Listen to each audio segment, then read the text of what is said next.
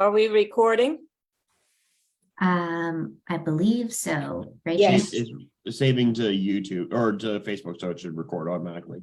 Okay, because yeah, it doesn't say recording.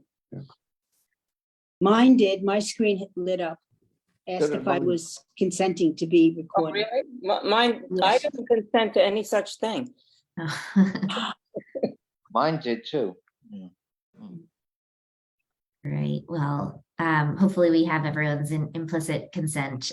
We've been recording our videos since the pandemic. So this is our first back to virtual meeting in probably a year or so, but I guess winter will do that, especially when we host a holiday party right in the middle of COVID, I suppose. But okay, it seems like we have about just over 20 or more people adding. I'm going to go ahead and get started if that sounds good with everyone. I want to be respectful of everyone's time. And again, hopefully we're not leaving anyone hanging at Brooklyn Law School, even though we did have a really great venue, the law school's top floor with the lovely law library. So hopefully we'll get back there next month for our official endorsement meeting rather. So this meeting obviously will be focused on the city council and the start of the new year, as well as doing some club business. But before we dive into that, I wanted to start with a huge thank you for our hosts for our holiday party,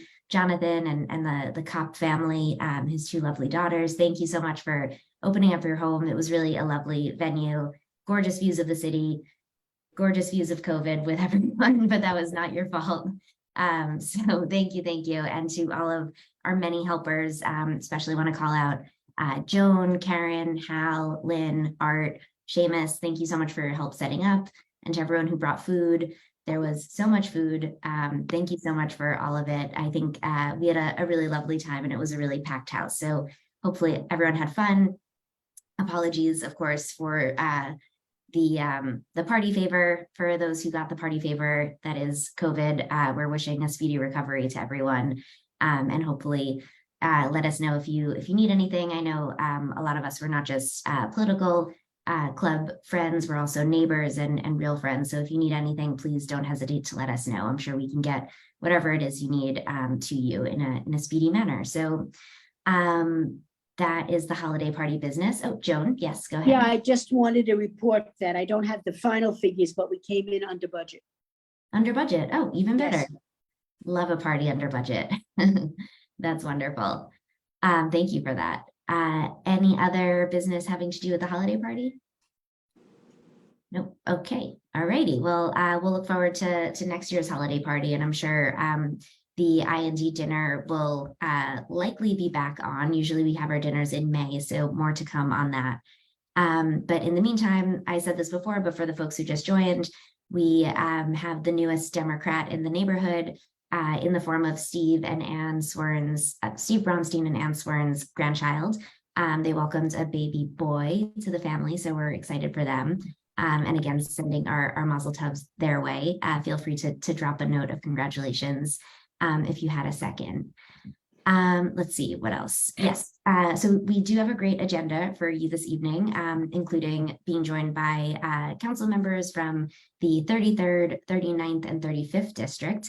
I'm particularly very excited about the addition of the 35th district because it is where I live. I know we only have about 4 election districts currently overlapping with the 35th Assembly District.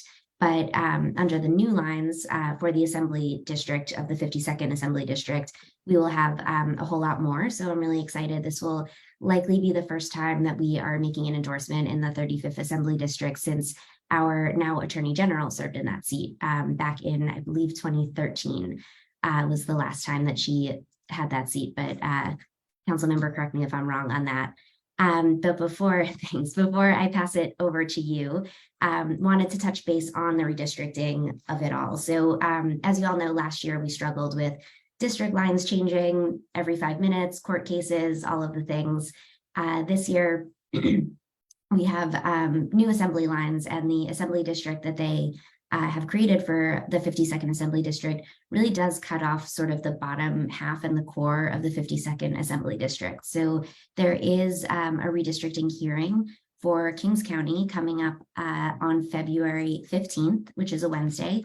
And I wanted to flag it for you all since you can submit testimony or speak publicly about the hearing. I believe we, as a club, will be making some comments because and somebody with more on the ground knowledge of this, feel free to correct me if I'm wrong, but I believe the districts are supposed to be kept to the core of the districts. And since they really are cutting off essentially the entire south portion of our district, we want to make an argument to include again the part of the 52nd Assembly District that encompasses so many of our neighborhoods. So wanted to flag that meeting for everyone. And I don't know if Susanna, if you're covering things closely for the Assembly member, Joan, I see your hand is up. Feel free to comment. I think one of the disastrous things for, for the district would be what they've done in the 52nd is cut out Carroll Gardens and the Gowanus Canal and the part of the BQE, and the only one who's currently in office who has real, if you will, institutional knowledge of any of that is Joanne. Our congressman is brand new. Our state senator, these are all competent, capable individuals, but they have not been there for all the time that Joanne has been involved with that. And so I was certainly hoping that some groups in Carroll Gardens would make that point, that we need somebody to stay in the district who knows all of these issues and can then, point the way. And Joanne has always been the point person for that. And she could continue to do that, but not if they cut her out of the district. The district, the way it looks now, Bobby Carroll, competent and capable though he is, has never had to deal with any of these issues. So we would hope that they would see the wisdom of an argument like that. And when they take the testimony, redraw the lines, we get Carroll Gardens back in the district. Yeah, and just to add to that, Joan, actually the district office too would be out of, which is in Carroll Gardens, which has been around for a couple of Assembly members, would be out of the district. And I think, to your greater point, there are just, as we know, a lot of these projects, the BQE and the Gowanus Superfund site, they're very complicated projects. It's not like you can get up to speed to them in a couple of meetings. It requires have you been to the community meetings for years or maybe decades? And certainly the Gowanus Canal, which is, being remedied and being cleaned, but there's also a lot of development there. Nydia Velasquez no longer covers that area. And there's also a new state senator. And we're seeing that with a couple of other areas where we have quite a few newish now city council people and, some new Congress people and new senators. And we'll say for the 52nd, we're all working together so closely with the electeds in this district on a variety of complex projects. But it's a lot to bring people up to speed. So there is a benefit to having some of that institutional memory and just the community memory. Yeah. Very, very good points. Vicki, I see your hand is raised. Go ahead. Yeah, to help us sort of frame our comments, do we know their stated rationale?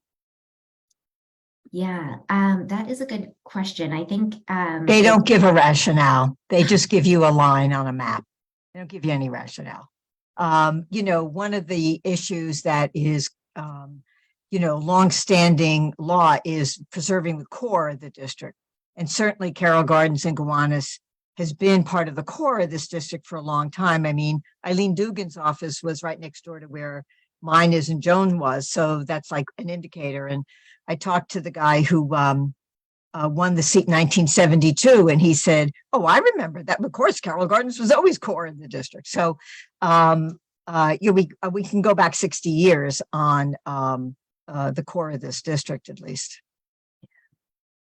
Yeah, right. I'm sure there will be many comments to be had, but in the meantime, like I said, I'm personally excited that the 52nd AD has a little bit more of my neighborhood, the Prospect Heights area, but that is of course selfish. And maybe Crystal or Councilmember Hudson, you probably feel the same.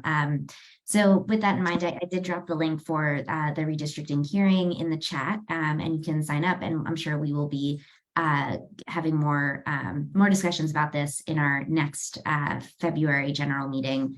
which will again, reminder, be our endorsement meeting for the city council races, as well as the judicial races coming up ahead. But now, just to be respectful of our council members' time, wanted to pass the mic over to council member Crystal Hudson, who is joining us, I believe, for the first time in your official capacity as a council member. So welcome to IND. Crystal has served as the chair of the Committee on Aging, as well as the co-chair of the LGBTQIA caucus. And we are really excited to hear from you. So really open mic, why don't you tell us about your first year in office, some reflections and some forward-looking stuff, and then happy to open up to some Q&A from our members. Awesome. Thank you so much for having me. Sorry that, well, I'm glad I didn't get the party favor, but sorry to miss you all in person, and look forward to seeing you all in person at another time. But I really appreciate the opportunity to introduce myself to many of you who may not be familiar with me. But my name is Crystal Hudson. I'm the council member in District 35, which includes the neighborhoods of Crown Heights, Prospect Heights, Fort Greene, Clinton Hill, and I have a sliver of Bed-Stuy, which I'm actually going to lose in redistricting, which I don't actually think is a bad thing, simply because I think Bed-Stuy should be represented by one council member.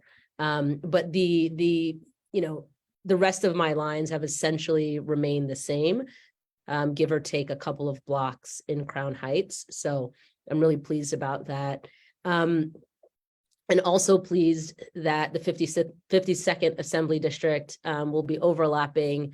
I think, the state redistricting lines have given us all sort of, vertigo, if you will, with all the changes that we've seen. So I will tell you just a little bit about myself, and then, as mentioned, happy to take any questions that folks may have. But I have a very non-traditional path to this work. I spent over 10 years working in sports marketing and something completely unrelated to public service and government. And what got me into public service was really the caregiving experience that I had for my mother, who had Alzheimer's disease. My mother was a nurse in New York City for over 40 years, 30 of which she spent at Harlem Hospital. And it really felt like once she was diagnosed with Alzheimer's disease, that the care that she had provided for New Yorkers was not available for her once she became sick and a patient. And really what I saw firsthand when I became her primary caregiver was how difficult it is to access government resources, to get access to basic information, to figure out what you qualify for. It's very easy to find out what you don't qualify for. It's much more difficult to figure out what you do qualify for. And I got into public service simply because I didn't want other families to have to go through or experience what my family went through. I was the only child of a single parent, and so everything just fell to me. And so it was definitely, a huge learning experience, but I'm grateful that that has, propelled my career in public service. This was an opportunity for me to really use my lived experience to affect change. And so what I did initially was I went to work for the previous council member. I worked for the public advocate after that, Jumaane Williams. And then I went back to the city council, where I worked in central staff supporting all of the members before I ultimately ran for office. And running for office, I should say, was never, part of my plan or a thought that I had, but it was really once I had engaged with so many constituents that they were the folks who said to me, we really think you should do this and we think you should run. And one of my biggest priorities in being in office is really making government more accessible to more people. And I think I was able to do that as a staffer, and I've been able to do that now as a member myself. I believe wholeheartedly in being visible and being present. People remark about being able to see me so often because I try to be as many places as possible. And I think it's really important that constituents can say they've seen their local elected official, they've met me, they've heard me speak somewhere, they've interacted with me a regular, grocery shopping errand or a coffee shop run or what have you. And I think those are really the connections that are so incredibly important to this work. Constituent services is my number one priority in my office. I'm here literally to serve. Passing legislation, of course, is great, but really I'm here to serve my constituents and to make sure that everybody has access to government resources and services. Speaking of legislation and my first year in office, I'm really proud of the fact that my very first piece of legislation was addressing the Black maternal mortality crisis that we have across the nation. Black women are 3 times more likely to die during childbirth, but in New York City, they're 12 times more likely. And so the very first bill that I passed was actually one bill, part of a package of legislation to address the maternal mortality crisis. But my bill specifically was ensuring that all people giving birth in New York City have access to doulas and doula care and information about that. So I think that's something you get with a majority women city council and a woman as the council speaker. You get, that type of legislation that really puts women first and thinks about the needs of those of us who are most vulnerable. Another package that I'm really excited to share with you all is the Age in Place NYC package. Alyssa mentioned that I'm chair of the Aging Committee. Through my advocacy for my mother, I've been advocating for older adults for about 10 years plus now. And, people usually look at me and my youthful looks and wonder why I was assigned chair of the Aging Committee. But really it's because of my lived experience. And I want to make sure that New York City is the best place to grow older, is the safest place to grow older. And so the package of legislation is 10 bills, 3 of which we passed today. So hurrah for that. And really the bills address everything from ensuring that older adult centers have culturally competent resources for so many of our older adults. 50%, actually, it's 49.5, but I round up, 50% of people age 65 or older are foreign born here in New York City. So we want to make sure that when they visit older adult centers that they have culturally competent resources and services for them. Everything from that to expanding right to counsel to people age 60 plus who are above the federal poverty line, so who wouldn't qualify for the traditional right to counsel program. But we know how vulnerable older New Yorkers can be, and anybody who might be facing eviction who makes a little bit over that federal poverty line will now have access to legal counsel at no cost to them.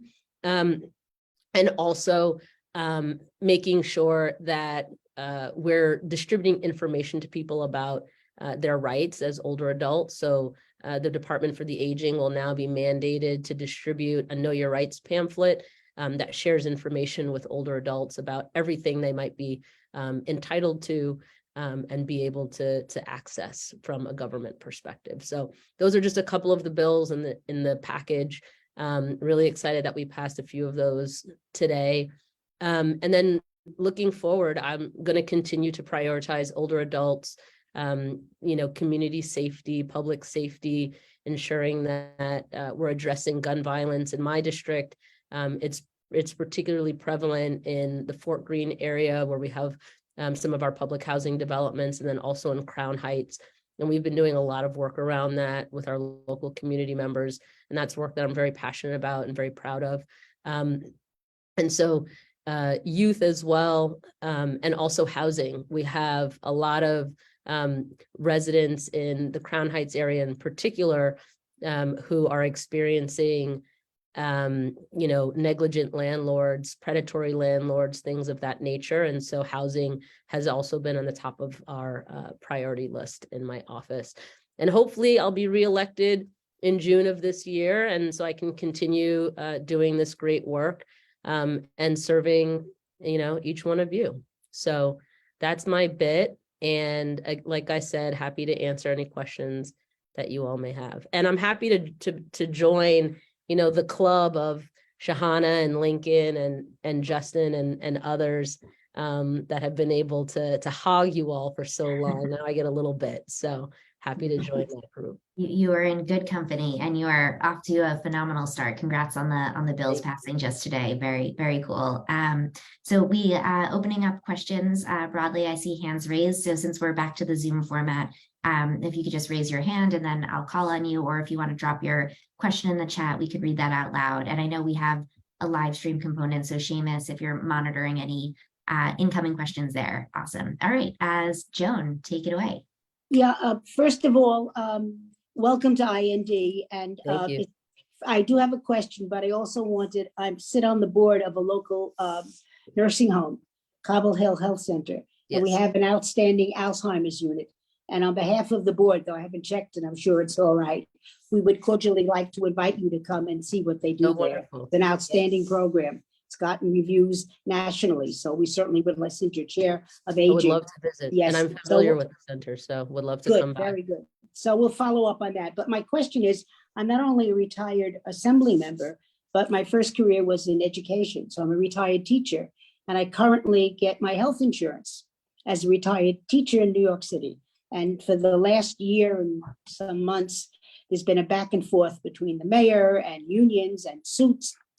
And so do you have any update for me and other retired, it's not only teachers, it's sanitation, all city workers, Yeah, where they're trying to change the kind of coverage that we've had and that we were kind of promised when we retired. That was part of the negotiated with and part of the union contract. absolutely. I don't have any formal updates. I was actually part of the pre-stated press conference today with the speaker where she was asked a question about it, which and the answer was essentially, we're not taking action. The council is not taking action. And therefore, there was a date of, I think, January 26th, by which something, the court wanted the council to take action by January 26th.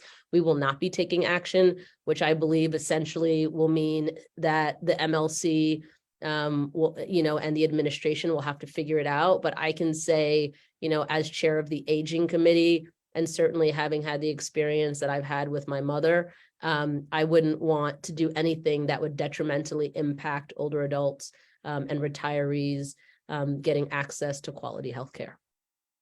Thank you. Great, Thank you. thanks, Joan. And I'll drop my my contact information in the chat, so maybe we can connect. Good, thanks a lot. Awesome. Yeah, Joan is certainly a good person to know in the neighborhood. All right, Kenan, feel free to unmute yourself and ask away. Yeah, thank you. I see Councilmember Hanif is on here, so this is actually a good question. I think you guys are teaming up on this, but what's the latest with Grand Army Plaza and efforts to make that safer for especially pedestrians? That's a great question. Not only have we been talking about Grand Army Plaza, but we were also on a call recently about the intersection, well, basically a stretch of Flatbush Avenue that comes down also onto Atlantic Avenue, 3rd Avenue, 4th Avenue, and all of those intersections. And so, the goal is absolutely to make sure that a place like Grand Army Plaza is much safer for pedestrians. I don't live far from Grand Army Plaza, and I personally walk through Grand Army Plaza not as frequently as I would like to go running, but when I do go running in the park, that's my path that I take. And so certainly I know firsthand how precarious it is for pedestrians, or even if you're riding a bike and you choose not to go along Plaza Street. So maybe Shahana has a more timely updates. I don't have any updates. I do know that we sent a letter to DOT asking for this study to be done at Grand Army Plaza. And so that is what I believe triggered their taking a look at it. And so now they're doing just that, and they're studying and surveying the area. I'm sure, hopefully, maybe everybody is familiar with the open street on Vanderbilt Avenue. And so, we want to make sure that once we've got as many folks as we usually see up on Vanderbilt Avenue, that there's a safe, pedestrian path to also get to the park and beyond. Yeah, personally, huge fan of the open street on Vanderbilt. As you know, I live right there, so it is the best. And Kenan stole my question, so thanks for that, Kenan. Joanne, do you have a question? Yes. Thank you for coming, Crystal. It's great to see you. And also, just if anybody was not at the BAM for Martin Luther King Day, she gave a kick-ass presentation, which Thank I you. then saw part of again at NAN. But it was really excellent, and which really sort of linked the issues of racism to the Dobbs decision. And I thought it was just really well done. So thank you for that. Thank you. And then the other question I have, which is for other candidates, just be prepared, and that is, do you have a primary? Do you believe that you have a primary this year? My own personal sense is I doubt very many incumbents will have primaries, but perhaps I'm wrong. I don't have a primary challenger yet. But I'm waiting to see what happens through petitioning. I haven't heard of anyone, knock on wood, but I always say you can never really be too sure, and people may come out of the woodwork. So I'm prepared, to run a campaign with or without a challenger, and try to, get in front of as many voters as possible, regardless. Great. Thank you. Thank you. And one last thing I did want to add, and I sent a screenshot of this or a photo of it to Alyssa earlier, but I just thought this was like a little fun fact. My mother passed away in 2021, but it was during the campaign. And I know it usually, people go through this for a long time, but I'm only just now going through boxes and trying to clear things out. And one of the things that I found before Alyssa even reached out about this, and I just thought it was such a fun little thing that I held on to it. But, and this is from April 1983, was an IND, a newsletter addressed to my mother, and I'll definitely bring it the next time we're in person, but I thought you all might love to see that. It was Oh my goodness. I on a remember. typewriter from April 1983. So although I guess this was back when the 35th district was part of the 52nd or whatever it was. So Yeah, thank you again for sharing. That like made my heart so warm, because we went through a couple of different logos, but I love that we landed back with like the brownstone as the eye. So sort of back where we started. It was so cool. Maybe I'll include a screenshot of it in our next email, because it's just like so vintage, so cool. yeah, I'll make a copy for you as well. Awesome, that'd be great. And I see we have a couple more hands up. I'm going to take a point of personal privilege and say that, because it's not a question, but I just want to thank you for the new compost bins that are all around the neighborhood. Yes. They are so cool. I checked the app and it looks like the rest of the 52nd Assembly District does not have them yet. So breaking news, there are these awesome compost bins 24/7. You can drop your compost off anytime. And I live right between like two right there. So you all are going to be very Come to generous. the 35th and drop off your composting. Exactly. It's awesome. But I think that's just a testament to the work that you do directly impacts the people in your district. And I'm lucky to be one of them. But sorry, I see your hand is up. So ask away. Hey, Alyssa, I'm sorry to interrupt. Can I just jump in to say, I just got a text from somebody in the waiting room. So Shane, maybe check a look and see if we don't have a waiting room. I just emailed that person back. All right. Yeah. And also on technical logistics, if your name is not your name, can you update your Zoom name to reflect your real name for attendance purposes? So I think we have a couple of iPhones and the like. So if you could just announce yourself so you can be recorded for attendance, that would be very helpful for our recording secretary, Lynn Hill, who's doing masterful work. Sorry, over to you. Hi, thanks. Hi, Crystal, I'm over here. Hi there. You're scared jumped, so. Yeah. So, thanks for coming. Sorry. I saw you a couple of nights ago also on Zoom at the Atlantic Avenue the kickoff event, the community event. And I live right near there, right near the zone that's being rezoned, the project area. I was just wondering, I thought it was great, the event, but we didn't hear that much from you. And I was just curious if you could say a little bit more about your vision and what you see your role as in the development plans and the rezoning plans. Absolutely. So first, thank you for joining. We had a great showing for the kickoff, and I'm really excited for the future of that rezoning project. I mean, I can share priorities. I don't know that I really have a vision, because this is really meant to be a community-led rezoning, and so it's not really about what I want, but really about what the community wants. But certainly priorities include affordable housing, deeply affordable housing, specifically, and a much safer Atlantic Avenue and streetscape for that whole entire corridor. Really thinking about people crossing. We have a lot of people who are coming from Crown Heights and Prospect Heights who cross Atlantic Avenue to go into Fort Greene and Clinton Hill, and also people who avoid crossing Atlantic Avenue because it is so scary. So I really want to make sure that we're able to make that streetscape much more inviting than it currently is for pedestrians and cyclists, and not prioritize cars on Atlantic Avenue.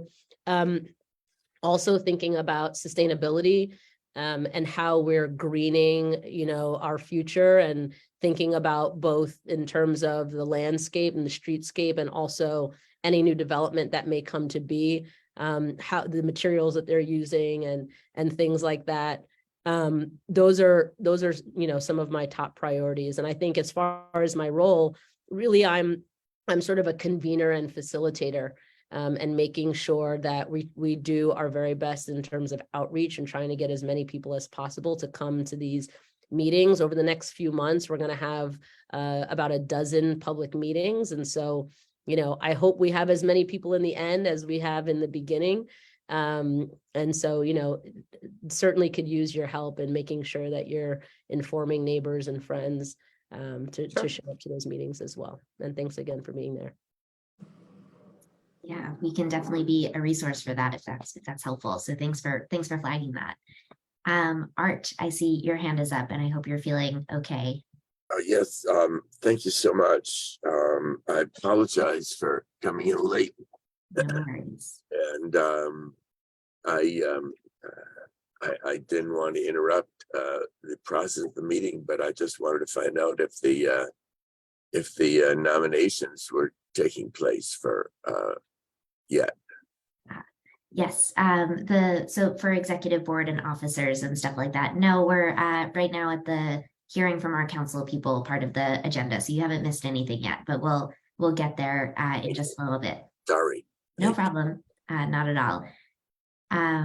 Great. Are there any other questions for the council member while we have her? I have a question. It's an anonymous question, but I'm going to read it because it's not my question. But we have learned that police are leaving the city in droves due to low pay and poor working conditions. Starting salary for a rookie cop is just $42,000. At the same time, we know that we need more police accountability. Is there a path to improving police pay and tying it to accountability reforms?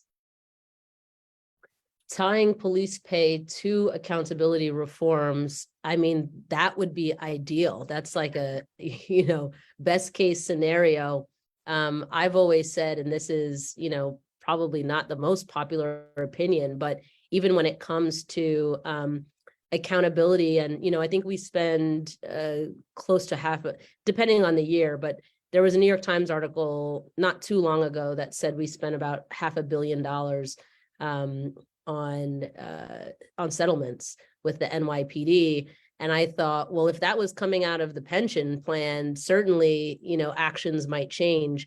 And so, I don't know the likelihood of tying reform to salary, given the PBA and how strong the PBA generally is. But I would love to see, something like that happen. I think for all workers in this city, we should have family sustaining wages and salaries that, allow people to actually live here in New York City while doing their jobs. So $40,000, I mean, I don't pay my staff, $40,000. My, lowest salary, I think, is about $55,000, $60,000. And that's just because I don't really believe that anybody can live in New York City on a $40,000 income, let alone anything less. So Yeah, it's a good point. Great. Are there any other questions? You said you worked in sports marketing. Do you have a favorite sport and or sports team here in New York? well, you see, I don't want to get in trouble because I represent the Barclays Center and the Brooklyn Nets, but I did grow up a Knicks fan. Oh, And so that it gets a little dicey sometimes. But I played many sports, and basketball and soccer were my favorite sports to play, and still remain some of my favorite sports to watch. I really enjoyed watching the World Cup over the last few months. So, and I'm a a sports fan. I'm not as deep in it now as I once was, but try to follow and keep up. But love all New York teams. yeah. Well, the New York Liberty is going to have a big year now that the Yes. free markets are open. So I'm excited about their season coming. Yes, and I But- started my career in the WNBA, so cool.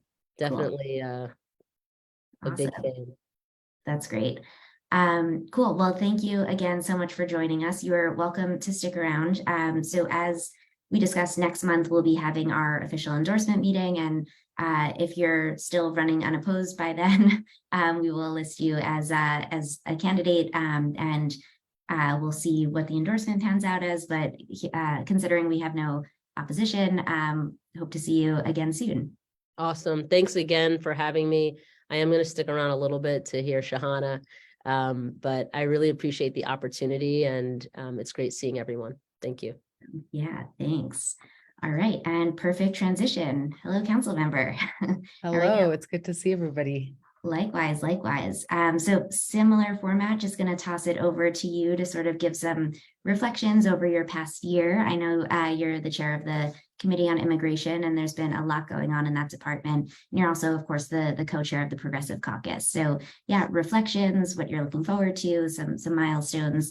The floor is yours. Awesome. Thank you so much. And of course, hard to follow my colleague, neighbor, Councilmember Crystal Hudson. It's also really great to see Assemblywoman Joanne Simon.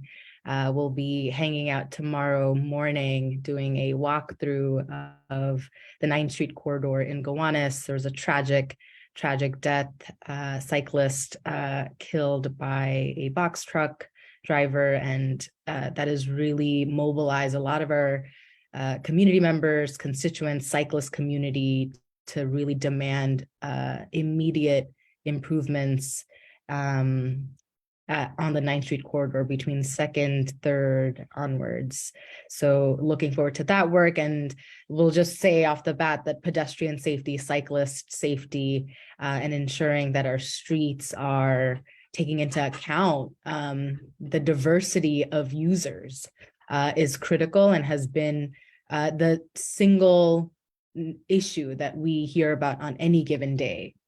And my office takes that very seriously. And I've been fortunate that through our urgency on street safety and addressing traffic fatalities, I have a standing meeting with Brooklyn Borough Commissioner Keith Bray at the DOT, and he's the only commissioner I have this partnership with. We have a relationship where I'm pushing and demanding, and I appreciate that he's meeting me. But we have a lot on that on our priority list, and looking forward to what they present tomorrow morning. And I have a separate newsletter that goes out on just traffic issues. I'm going to just link my link where you can sign up to receive our newsletter. We have a newsletter that goes out every Sunday, and then 2 separate ones for traffic updates and street safety updates, where for the member who asked about Grand Army Plaza, we'll absolutely share any new information that we receive. But I'm so grateful to have a incredibly proactive partner in Councilmember Hudson in ensuring that GAP is free of reckless driving and traffic fatalities, that it's easy to cycle and walk. It is an area bordering both of our districts that we hear about every day. So here's where you can sign up for our updates. So I came into the council as one of 2 South Asians elected, first Muslim woman ever elected to the council, and came in with being the first across two constituencies that had not seen representation in government. And so that means that I came in with a lot of expectations, with also a lot of joy, of course, from both of these communities and the diversity of these communities, both in the 39th district and across New York City. The Bangladeshi community is among the fastest growing Asian ethnic community, and we are taxi workers, delivery workers. And so it wasn't hard for me to really take on labor issues as one of my strongest priorities, and to ensure that working class workers, and particularly those workers who are working outside, these are delivery workers, domestic workers, are guaranteed protections. And one of the pieces of legislation that is a priority in this year that I introduced last year is to expand paid sick and safe leave for our gig workers. And that would include our Uber and Lyft drivers. It would include the delivery worker sector. And the onus would be on the corporations to pay up. It is a contentious bill, but we've got to protect workers. We've got to protect our working class communities. I was brought into this work through my diagnosis of lupus. I've been an activist, a disability justice healthcare activist since I was 17 years old. I'm coming to almost 15 years living with lupus. 1 year February makes with my new left hip replacement. And I think in my previous conversations with you all, I've talked about both of my hips being replaced. And then when I started my term, I needed to get my left hip replaced again. And thanks to this Zoom option and this remote option, I was able to legislate and take the Orange County facility and host a marathon hearing on the abuses of detention facilities like Orange County not providing COVID care and medical treatment to immigrants who are housed there. And that was only possible because that remote option was there. And, of course, it's infuriating and disappointing that this administration and our day-to-day operations as legislators are not by default happening on Zoom. But I continue to really look out for the workers who need this option, and not just for ourselves, but for our families, because I know so many of us are still taking care of loved ones from long COVID and all other issues that have come about as a result of living through the COVID times. That times have changed around how we work and build in community together. I was grateful to be appointed as Immigration Co-Chair and Progressive Caucus, Immigration Chair, Progressive Caucus Co-Chair, and really have utilized the Immigration Chair to bring in the administration. They've not been transparent with us. And when we learned that they were dead set on housing asylum seekers in a tent city on Randall's Island, Orchard Beach, these are transportation deserts. There's no community. There are no schools. We use our oversight powers to aggressively call on the mayor to better understand exactly what they were doing and if what they're creating would circumvent the city's right to shelter decree. And we learned that they absolutely were trying to circumvent and do away with the city's right to shelter decree. And as a result of that hearing, the mayor backtracked, which he doesn't often do. He backtracked, demobilized the tent city structure, and now every single asylum seeker here is in a hotel with a room for single adults or for families. And that is a big win that I consider. In district, we've been able to secure millions of dollars for parks and libraries that have not received a lot of love over the years. So Burr Park Library received $1 million from me. Maimonides received some more money through the support of the speaker. I was really grateful to have support of the speaker and also Councilmember Brannan for Maimonides. And then we, through the support of Councilmember Hudson and Rita Joseph, we were able to secure millions for Prospect Park's Lakeshore Restoration Project, to the handball courts in Greenwood, where we might also be getting some pickleball courts, which I hear about very, very much.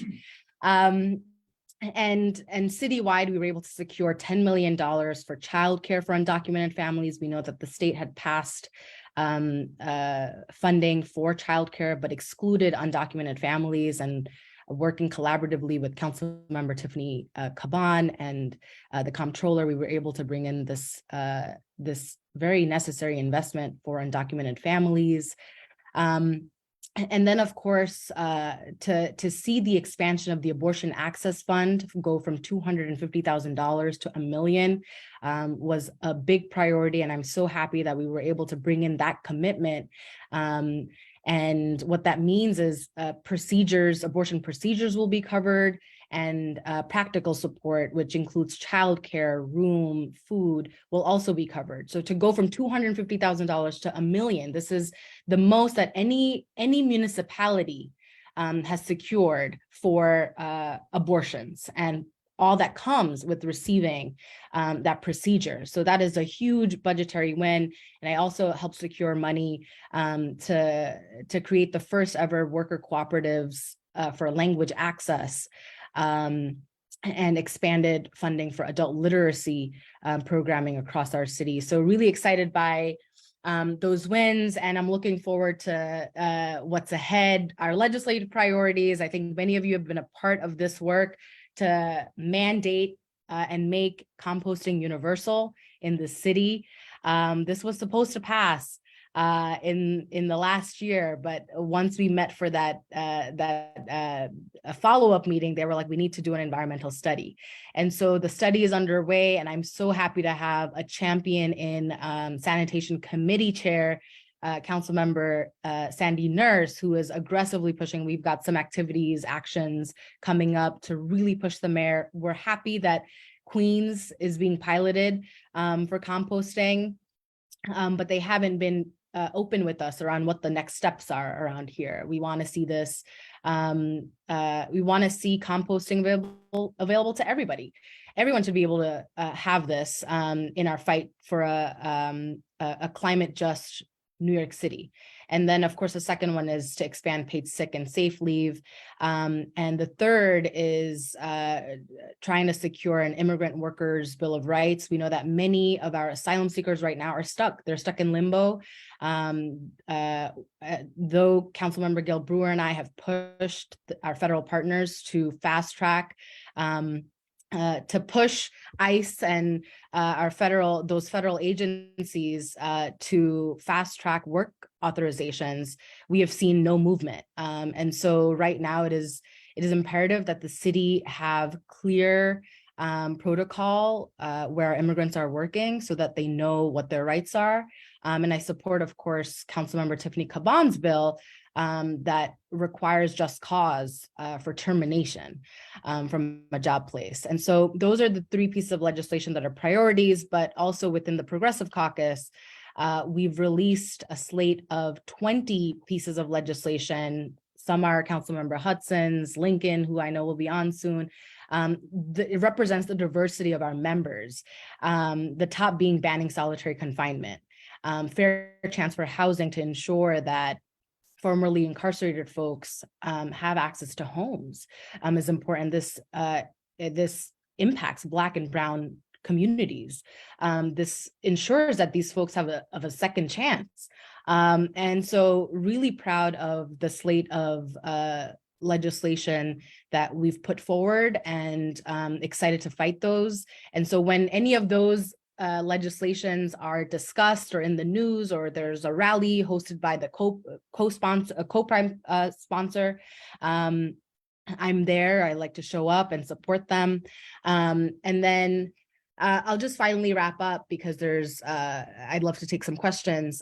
In district right now, we have 2 new emergency shelters as of last week. And a lot of our organizations here, partners, we are bringing together and wanting to support their capacity as we look after the families. We've got families and single adults who are across 2 emergency shelters, and that is going to be the biggest priority moving into how our discretionary dollars are distributed. The discretionary dollar application is open right now, but seeing just the grave needs and the challenges that the city has in addressing the services that our youngest folks need for mental health services or bilingual education in our schools, to mental health services for all adults that are necessary right now, to legal services for folks to begin their asylum application process. There is so much to do, and I'm proud to represent a district that is so readily and enthusiastically coming forward to support our new neighbors. And so right now, as I think about where do we put our resources, where do I and my team put our resources, it is going to go towards ensuring that our newest neighbors feel safe, that they are secure, that our schools are whole and have after school programming, that all of what we're winning at the city level are reaching these neighbors. And then just the last point, I know Gowanus is important. Excited to have worked so closely with Councilmember Ressler in launching the Gowanus Oversight Task Force. That was like our one project that we needed to complete in 2022. And we brought on James Lima as the facilitator of the task force, and have a brilliant membership of 28 Gowanus lovers, their neighbors, business owners, artists, and NYCHA residents, young people who will help ensure that the 56 points of agreement that the community made as part of the Gowanus rezoning are implemented. And so really excited to finally get into that timeline and ensure that every single commitment that was made to this community is implemented. Thank you so much for having me, and excited for some questions or thoughts, ideas. Awesome. Yeah. Wow. You have done so much in a year. So impressive. And I think just to touch on your work on immigration and refugees, I know it's been, in the national news, the story of all the new neighbors. And I just want to say on behalf of the entire club, your work on this issue and making people feel really welcome to our city and our home, I think is really commendable. So thank you for that. Okay. Opening it up to questions more broadly. And I also will reserve the right to ask some fun questions as well. Kenan, I see your hand up. Hi, thanks. Thank you, council member, for your work on Grand Army Plaza and with composting. But I'm glad you brought up the Gowanus rezoning. I just want to ask why you voted last year I guess the entire council voted to reduce the Gowanus rezoning that was negotiated by then Councilmember Lander, and that the community board supported.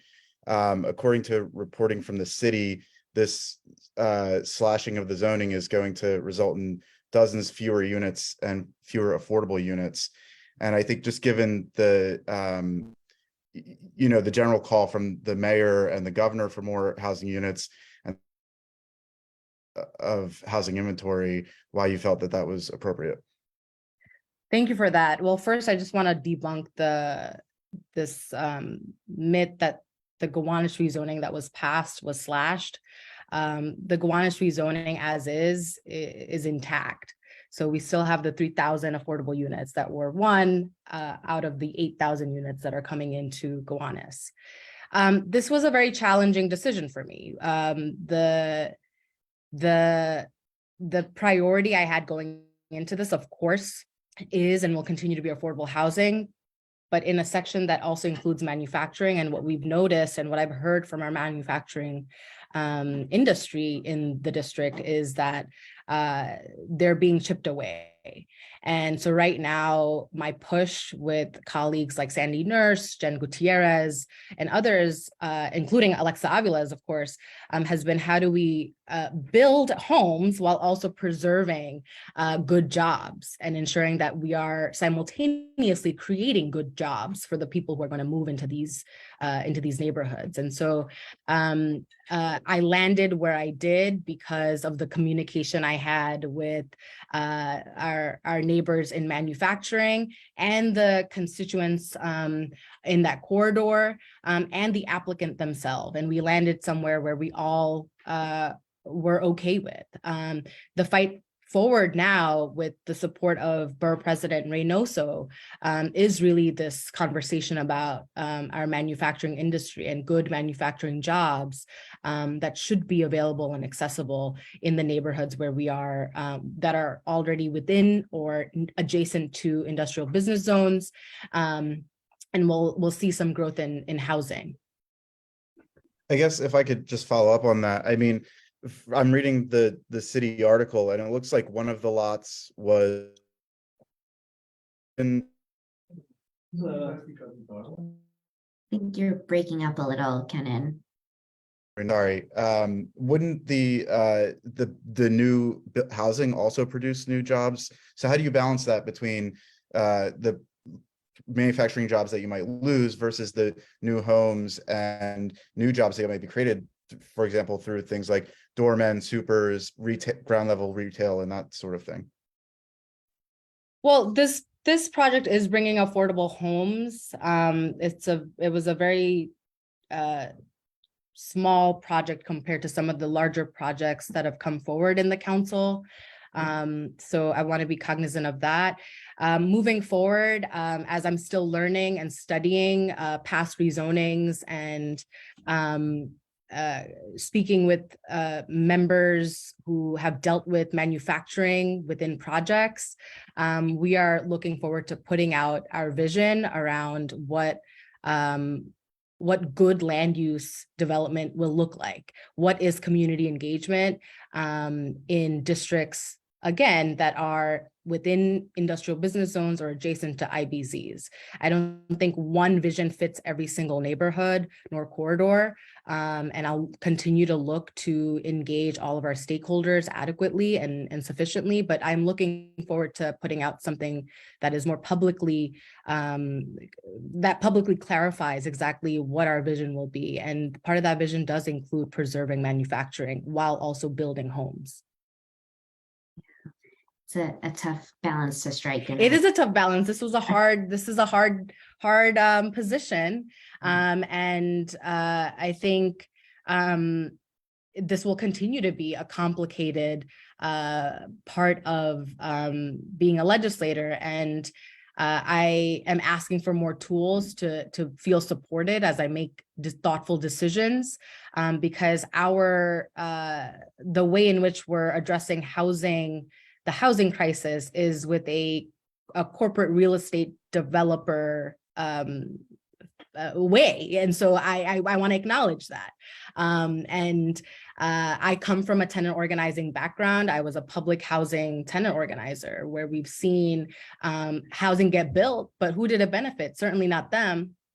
And so there's a lot that I will contend with and ask of developers and to my community. And so I'm hoping that this will be a district where we get to see more affordable housing get built intentionally, and while also acknowledging sort of where we're at if the project is in Gowanus versus in Park Slope. Mm-hmm. Right. Yeah, good way of framing that. Any other questions for the council member? Feel free to raise your hand or drop it in the chat. And also, while I have an open mic, for those watching on Facebook, please just type your name into the chat so Lynn can record you as attended as well. Joanne, I see you have your hand up. Go ahead. Hi, Shahana. Looking Hello. forward to seeing you tomorrow, even though it's prompted by a very tragic circumstance that we all want to not be repeated. So I'm going to ask you one question, the same question I asked Crystal Hudson, and that is, are you aware of any primary opponent at this juncture? And then the other is an issue that I've been talking to people about that I think would be like a big deal, because you'd have to rezone, you have to do this throughout the city. But the current zoning resolution does not have any mechanism for addressing greenhouse gases in an environmental impact statement process. And it has only hazardous materials, which is not the same thing as fumes. And, obviously in Gowanus, it's coal tar, but in other places, it's other things. There's radon in, Greenpoint. And so, I'm curious whether, what your thoughts are about that. I'd certainly love to, discuss that in greater detail at some point.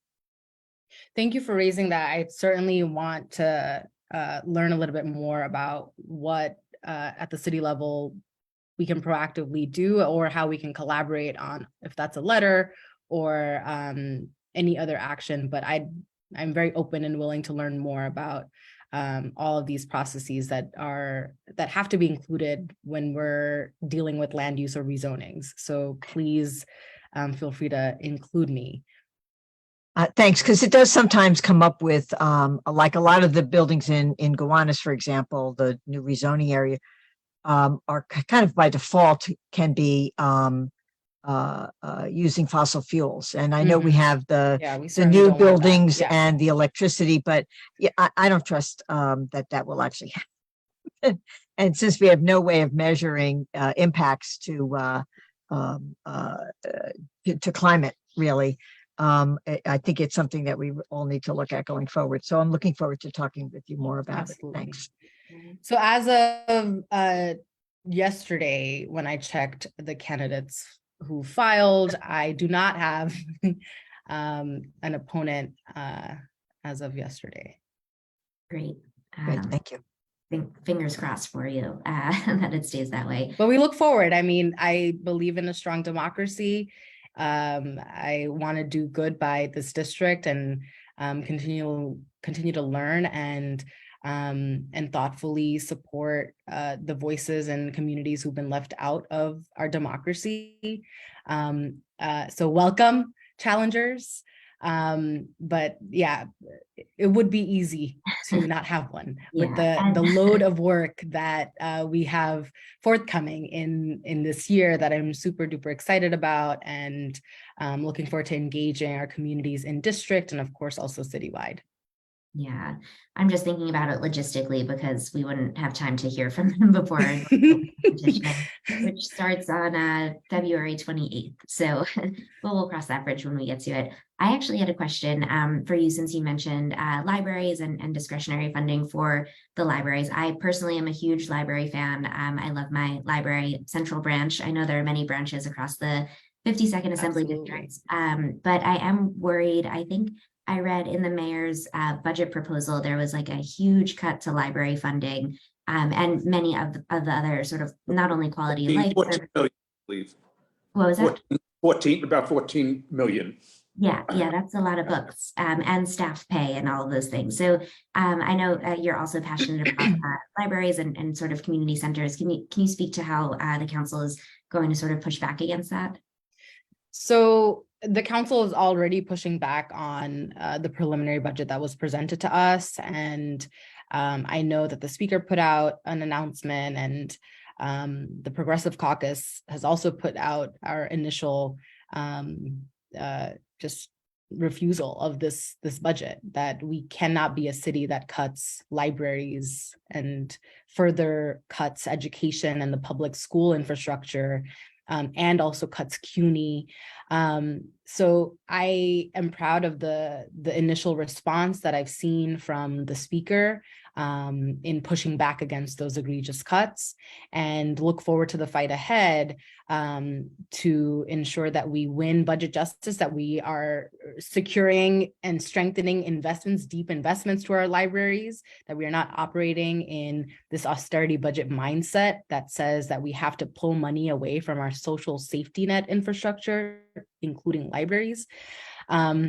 So I look forward to that fight. I know that it's going to be a hard one, and so I'm excited to be a part of spaces like the People's Plan, which deeply believes in co-governance, and we've got groups like the Alliance for Quality Education and others that make up that alliance, and has been working closely with some of us progressive elected officials to support the work that we're doing inside, and also informing how everyday New Yorkers can get involved and have a more transparent look into this bureaucratic red tape that is around the budget. So I'm looking forward to that fight and pushing this administration to do better. I mean, the budget modification that was also introduced basically pit asylum seekers against our community-based organizations that we use our discretionary dollars for. And that's just inhumane to pit these two communities against one another as a response. That is not a response to how we treat asylum seekers. So I'm disappointed and deeply frustrated by this mayor, but it's keeping the fire to bring more from New Yorkers, because we deserve more. And so looking forward to the fight ahead. I'm hopeful, but look forward to the ways in which this council will hold this administration to account. Yeah, well said. And I think we're generally with you in that fight. Joanne, yes. Sorry, thank you for letting me have another question, which I just thought of when we were talking about the budget. And that is one of the things that we passed, and I got a chapter amendment to extend it a year, was smaller class size. And I was a sponsor of the original bill, which is a little stronger than we currently have. But, they're supposed to start planning this, and we haven't seen anything. And, CECs around the city have been passing resolutions calling on them to start this planning for reduction of class size over a 5-year period of time. What, if anything, is the council doing to kind of push the administration to start doing that planning so that, smaller class size is going to make everybody more successful? It's going to actually ultimately reduce what we pay for a lot of other things in education that we won't need as much if our kids are learning. I'm very concerned that they will just not do it.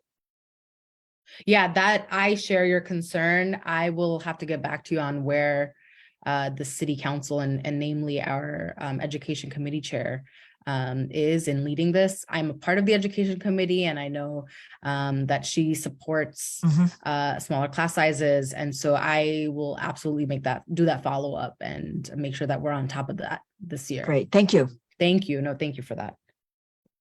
No, we have a lot of teachers and friends of teachers and parents, of course, in the club. So good to know that. Thank you. Let's see. I'll give one more sort of open question, and I will ask you a question in the meantime.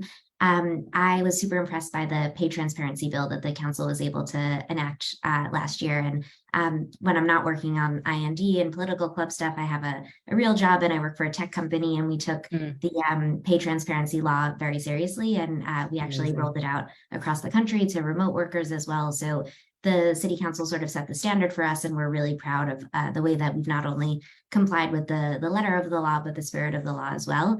So I just wanted your take on where that landed. Are you impressed by the compliance or surprised by the non-compliance? Can you just sort of speak to now that it's been in place for a few months, how it's going? Thank you for that. Well, one, this testimony from you is great to hear. I was a sponsor of that bill. But I have to be honest, I haven't heard a sort of like how is it going or the evaluation. So that is certainly a place that I can follow up with Councilmember Natasha Williams, who I know held a bill. and saw its passage. So we'll definitely love to get back to you on exactly like what the success or follow through rate has been, or any other challenges that we're seeing, because we would certainly want to address those too. But it's really exciting to hear from you that this is your workplace took this very seriously and urgently moved to a place where this was enacted. And to hear this positive testimony just really shows why this was important in the first place. So I'm happy that this was one of the first, one of the important pieces of legislation that we moved on as a council in our first year. But looking forward to following up on some of these testimonies. Yeah, cool. Not to rat out any other companies, but I will say my company is doing it very well. A lot of the other companies, not complying. That's great. Well, but yeah, that's wonderful. Yeah, happy to follow up with that offline if that's helpful. But last call for questions. I know we've taken up a lot of the council members' time. And if hearing none, definitely invite you to stick around. And thank you so much for spending so much time with us. And like I said to Councilmember Hudson, we'll be having our endorsement meeting next month, and we will see where it all ends up. But I'd encourage you to definitely come back. And thank you again for your time tonight. Thank you all so much. Great to see you and be in community together. So, all right, thank you. Joanne, I'm assuming, okay, yeah, your hand just went down. Okay, so great. I think Council Member Ressler is not here yet, just clicking through the many boxes, but he should be arriving at any moment. In the meantime, I see that we do have. Here he is. What, is he here? Yes. I can't see. Oh, there you are. Hey, Lincoln, Council Member, welcome. Good night, Doctor. Take care. Did you just hop on? Do you need a minute to get adjusted? Where did you go? Is he here? Okay, we'll give him a second to sign on. In the meantime, I do see Senator Gennardis has joined us, so thank you. Welcome. If you're able to say hi, feel free to come off mute and say hi. I know you had a busy week in Albany. I heard there was a hearing. It was exciting. Would love your thoughts. Hey everyone, good evening. I'm gonna stay off camera because we are playing with the baby simultaneously, and it's like a typical child's play zone over here, which is to say a complete mess. So, but I hope you guys will forgive me for that. And I'm sorry to have missed the holiday party last weekend. We actually celebrated Evan's second birthday. We had a family party with him at the same time that you guys were all gathering. And as much as I love a good party of politics and family, I don't think he would have enjoyed the commingling. So, and I don't think the fire truck theme that we had for his party would have fit in with the, well, I guess maybe Jason, you could have brought the fire trucks to the holiday party. We would have had a fire truck theme party anyway. So it's great to be here. Yeah, Alyssa alluded to, we had a pretty interesting week this week up in Albany. And it was, I'm sure everyone was paying attention to the news about the Court of Appeals Chief Judge hearing, which we held just yesterday. It was a nearly 5-hour hearing, which, you know, setting aside the substance and just the politics for the moment, I thought it was great that we were able to have such a thorough and comprehensive hearing in such a high-profile nominee. Certainly, this is the biggest and longest hearing for a nomination that I've participated in my time in the legislature, now entering my 5th year. And I thought it was great. Kudos to Kenyon, who is, you know, counsel to Brad Hoylman, Senator Hoylman, who's chairman of the committee, for helping to run such a great hearing yesterday. It was substantive, it was in-depth. We covered a range of issues, a spectrum of concerns and ideas were brought up. And I was just really proud to participate in it. As I'm sure everyone saw today or saw yesterday, Justice LaSalle did not get enough votes on the committee. He was defeated in committee. I was one of the 10 Democrats who voted against his nomination. And there's a lot to say about that. I think, you know, when the governor first nominated Justice LaSalle, I expressed some early concerns about some of his past rulings. But I also thought it was important, as just a senator in itself, and B, as a member of the Judiciary Committee, to make sure I took my time to do the full due diligence that I thought a nomination of this importance required. I spent the entire month reading hundreds of pages of cases and articles and memos and commentaries, and really and meeting with lots of folks and talking to lots of folks, and really just trying to get a good understanding of Justice LaSalle's record, who he is as a jurist, and also what he would do to the Court of Appeals, what he would add to the Court of Appeals, where the Court of Appeals is right now as an institution. I think it's very fair to say that before this year, the average person, or even someone who was very involved and paid attention to these things, did not give state courts or recognize the full importance that state courts have always had. And I think the Dobbs decision in particular has really, woken many people up to just how important state courts always were. And that's why I think you saw a lot of attention to this nomination and to this nominee in particular. So I took my time. I did my diligence. I asked my questions. I prepared my questions.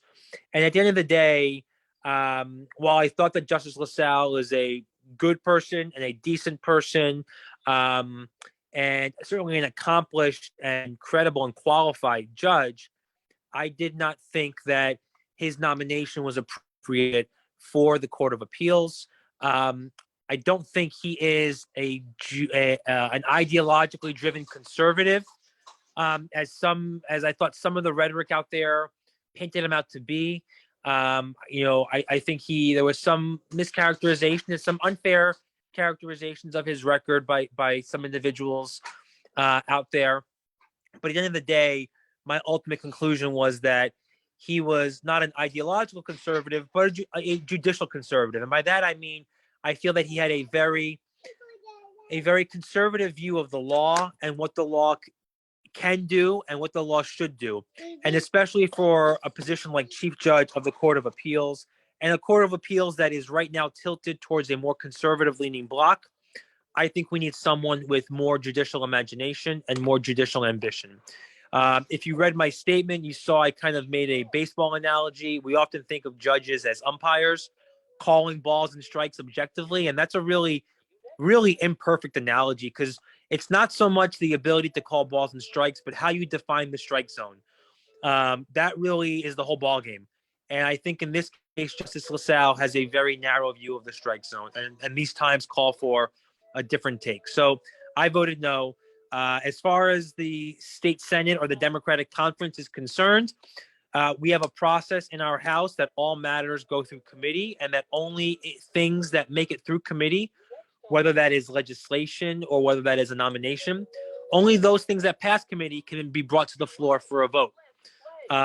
In this case, the nomination failed. So as far as we're concerned, there is nothing more to do on this nominee. Now, of course, unfortunately, the governor is suggesting that she wants to litigate this issue.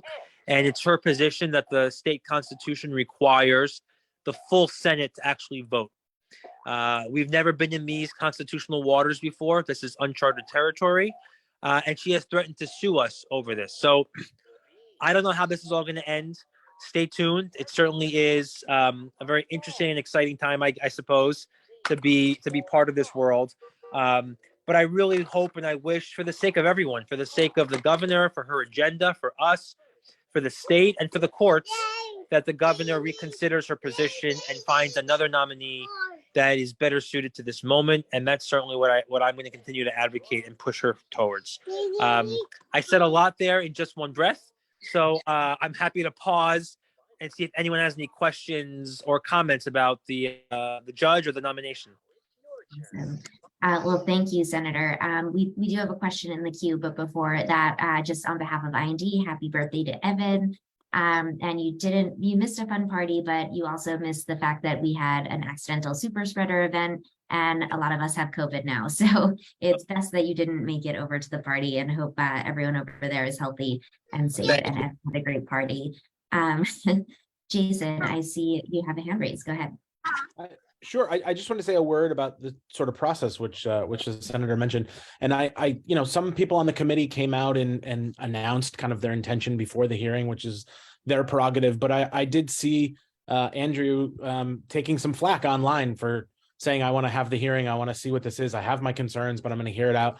And not only did I think that was a perfectly fine adult way to approach something like this, but now we see in retrospect with the governor saying like, well, that was a bad hearing because it was all pre-decided. Like your approach actually, I think, helps validate and give credibility to the outcome there. And so I just, thanks very much. I, for one, appreciated the way you approached that. And I thought the process yielded the correct result. Oh, thank you. I agree. I think process matters, and that's why we have a process. And like, this is the venue to ask those concerns and ask those questions. And we can all have concerns and we could all have issues that motivate us. But that's why we have the rules we have and the process we have to kind of flesh this out the way we did. So thank you for that, Jason. Yes, and for what it's worth, we are represented by two like-minded senators in that regard, as Zelnor Myrie had the same sort of wait and see public mentality and then voted the same as Senator Gennardis. So really proud to have two process-oriented senators representing IND. And for what it's worth, I think at the end of the hearing, Judge LaSalle said that it was a fair hearing. So that seemed to play well for any future case. And I'm sure there are more eagle-eyed viewers of the hearing who could pick up on some more of that. But thank you. I think, like I said yesterday, you did such a great job, and so proud to be represented by both you and Zelnor. Thank you. Thank you. I appreciate you putting my name before Zelnor's. That really means a lot to me because, we all know how I think about him. Yes, exactly. That's just a joke. I know this is being recorded. That's a joke, everyone. That's perfect. Well, you're welcome to stay on, but we're happy to send you back to playtime. It sounds like great. That's it. Thank you very much, everyone. Looking forward to seeing you all next month in person. Thank you. Thanks. All right, take care. Great. Okay. I see we have our council member, Lincoln Ressler. Are you able to join us? Better time? Yes. Okay. Hello. Yes, I'm here. I'm sorry. I'm gonna be in a place worries. a little bit more light soon. That's okay. The shadow councilman is what you are at the moment. But so welcome. We heard earlier from your colleagues, Shahana Hanif and Crystal Hudson. So you're sort of the third of our trifecta of representation here in the 52nd Assembly District. So happy to sort of hand the mic over to you. Format wise, feel free to take some time and reflect on your year in office and sort of think about milestones and things that you're looking forward to in the year ahead. So I will officially turn it over to you. Well, I am thrilled to be with IND. Sorry to have not been able to join earlier this evening. We had a busy night in the 33rd. They're proposing an 80% rent increase at one of our large Mitchell Lama rental complexes in South Williamsburg. So we had a press conference and rally and public hearing on that. And just was meeting with the 400, 500 State Street Block Association, and excited to get to now join all of you after getting to see many of you on Sunday. It's been a whirlwind 13 months, not quite. And I have to say, I feel stupidly lucky to get to do this job.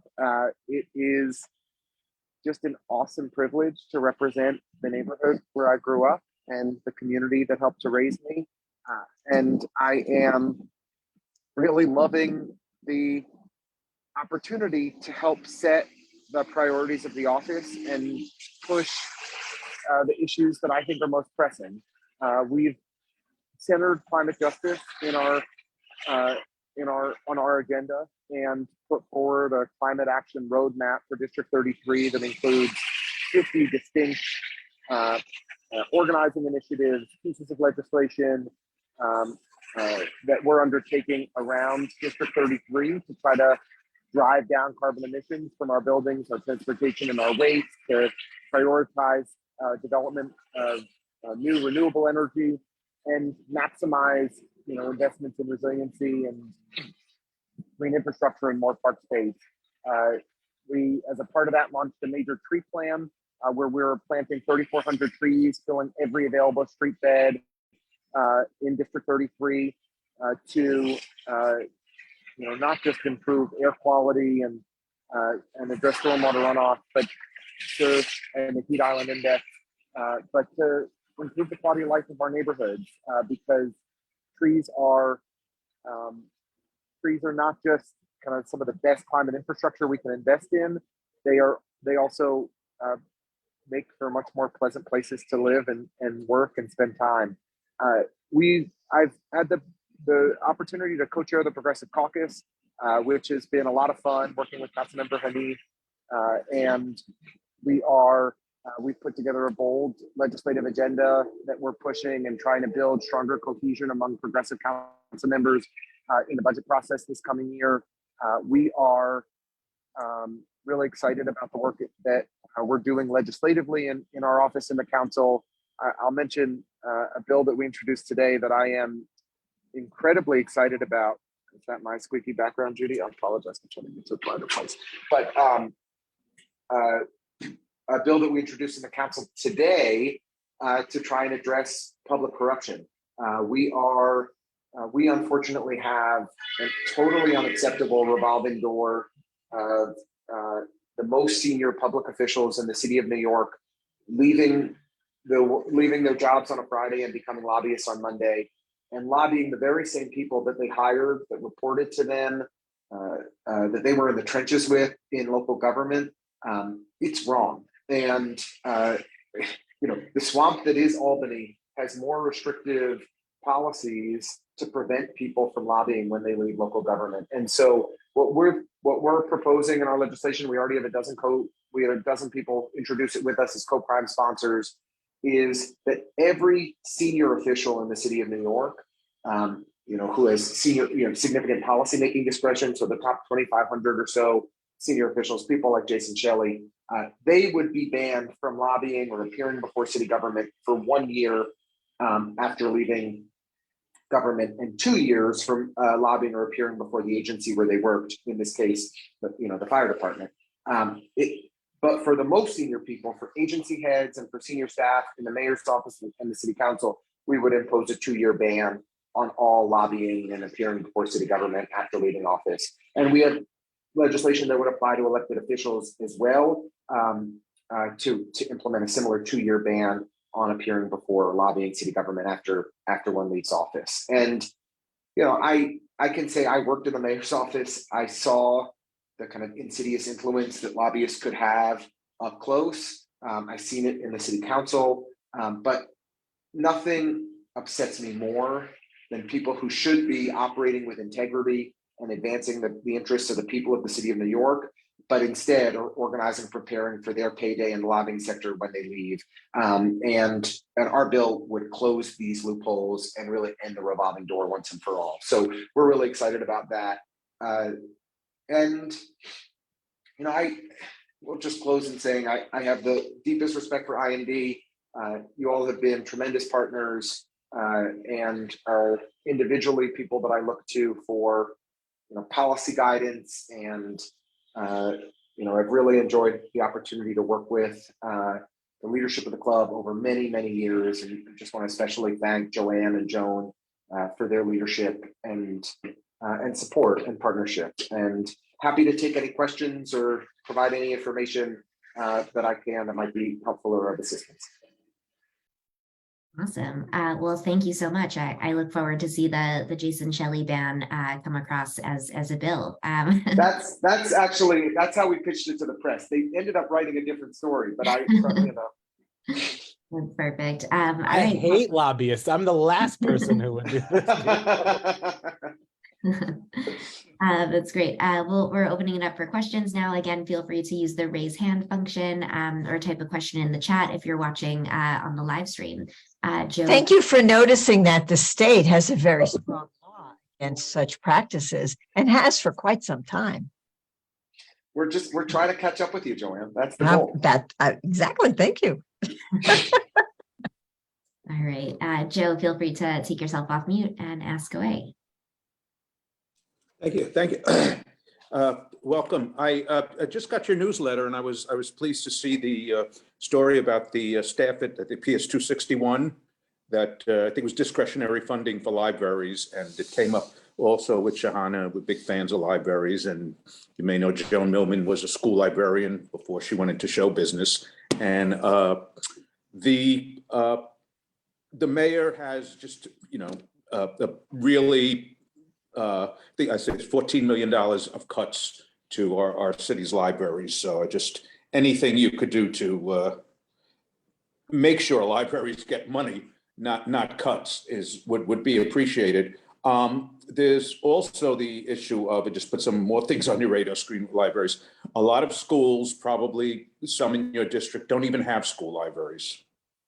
Or they don't have functioning school libraries. I was in a school, and some of the titles of the books were, and they hadn't been checked out since Carter was president. So, and they're not used. So that's another thing. And finally, I just and Joanne, I don't know if because I think it's a state grant. There's a wonderful program called Teacher to Librarian, where teachers who are already tenured in some area, but who want to become librarians, they get paid, and they got this through, I think, Syracuse University and St. John Fisher. It's all virtual, and anything you could use your good graces to push that program. We really appreciate it, because it's it's more. You go into the Brooklyn Public Library there on Adams Street, or at the one on Cadman Plaza, and you'll see it's not about taking out books or checking books. I mean, there are people there who use it for many more, internet and everything else like that. So I just would, and I know you will, So to see, Joe, I love that question. I really appreciate it. When I was just fresh out of college, I helped to start the Brooklyn Vanguard, which was a group of young professionals to support the Brooklyn Public Library. I've been actively involved over the years in the Friends of the Brooklyn Heights branch, which Jason is now on the board of at my encouragement, and the Friends of the Greenpoint branch. I served on the board of the Brooklyn Public Library for a number of years. Libraries are our most important after-school programs. They're vital they play a vital role in advancing adult education and workforce development. And from a literacy standpoint, we just cannot understate the value of librarians and libraries. And I've been organizing with the kids at PS 261 for many months now. And we set up a rally with kindergartens and first graders on the steps of Tweed Courthouse, DOE headquarters, last week, and then went in and met with the Deputy Chancellor and the Director of Librarian Services to push, because many people don't realize that over the last 15 years, we've lost 1,000 librarians in our schools. And if this mayor is as committed to literacy as he claims, then we need to actually invest in high quality libraries and in actual librarians in our schools. And I've had some preliminary conversations with colleagues in the state legislature about pursuing legislation to mandate librarians in our elementary schools, which is not our current state law, but it can't just be a mandate. We need the funding. And I'm really proud to have been able to provide a grant to the PS 261 community, where they've hired a part-time librarian who's going to start imminently to support the students there. But we need to do so much more across the district, and identifying resources in partnership with nonprofit organizations like the Brooklyn Book Bodega. We were able to just build out a brand new library at PS 16 in Williamsburg, which is one of our highest need schools in the district, Title I school. And we're going to continue to look school by school and how we can support more funding for libraries and librarians. And I just want to say, I am disturbed by the mayor's budget modifications and preliminary budget for fiscal year 24. We have not seen city government shrink like this in my lifetime. My understanding is that the staff of the city of New York, the employees of the city of New York, are under 300,000 people. It was well over 400,000 in the de Blasio years. So what does that mean, right? That means people are not accessing food stamps and public assistance. That means we're not generating the affordable housing we need. That means that we don't have the child welfare specialists that we need, or the building inspectors that we need. It is having a dramatic impact on our lived experience as New Yorkers because of his ideological commitment to austerity and to shrinking government. And it's wrong. And I want you to know that as the co-chair of the Progressive Caucus, we are pushing back. We are fighting back. The speaker is I think, aligned with us in that cuts to libraries and CUNY and our schools are totally unacceptable. And I think the mayor learned the lesson of the last budget in that the one area that he chose not to cut in his preliminary budget was further cuts to our school budgets. So, that was a small victory, but the fight is going to be intense over these next 6 months as we work to defend the programs and services that our neighbors and communities depend on. And you can count on me to work as hard as I possibly can to achieve those goals. Thank you. Thank you. And thanks for the question and for your work. I definitely have to look up photos from the kindergarten and first grade rally because that sounds so beyond adorable. So it was so much cuteness. It really was. That's awesome. Helen, I see your hand is raised. Go ahead. Yeah. So you hardly have to convince me about Eric Adams, but how about Kathy Hochul? Because a bill was passed in the Assembly and the Senate in terms of getting more services in terms of dyslexia, finding, assessing dyslexia and working on giving teachers means for helping, for tutoring kids with dyslexia. And then Kathy Hochul nixed that bill. So, I was very disappointed by that. I'm sure, but what's going to happen? Anything? Well, I would defer to my wise colleague in the Assembly, Joanne Simon, to offer some additional insights. But I know this was a bill that Bobby Carroll had been the lead sponsor on, and with Brad Hoylman in the Senate. And I couldn't understand what the rationale was for how she could have vetoed such urgent legislation. And the mayor and so I don't know the status of that one in particular, but Joanne is I know deeply invested in dyslexia issues and could offer some better insight. Okay, great. Yeah, because I just want to. This will just take one second. I mean, she's. No, to answer your I'm question sorry. about the dyslexia bill. Yeah, sorry. I work for Senator Homan. So, that bill was vetoed along with about 38 other bills because of the quote unquote.